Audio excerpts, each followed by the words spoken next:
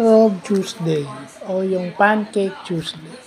So, ito yung Tuesday bago mag-Ash Wednesday.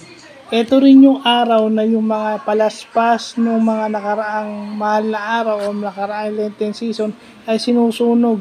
Ito yung inilalagay sa ating mga noo pag Ash Wednesday. So, this year, February 13 yon dahil February 14 yung Ash Wednesday this year.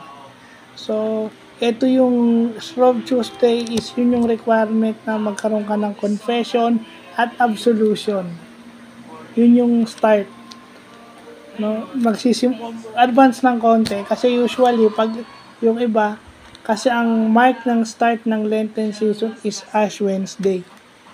So Ash Wednesday sila nagsisimula, pero meron naman traditionally kaya nga Pancake Tuesday, kumakain ka ng Pancake Tuesday, kumakain ka ng pancake o tinatapos mo na yung pagkain ng pancake kasi magmula Christmas hanggang yung araw na yun kumakain ka ng pancake.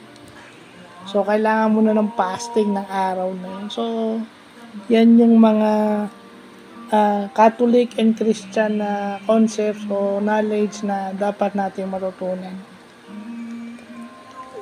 May tawag pala yun, yung Tuesday before Ash Wednesday, Shrove Tuesday.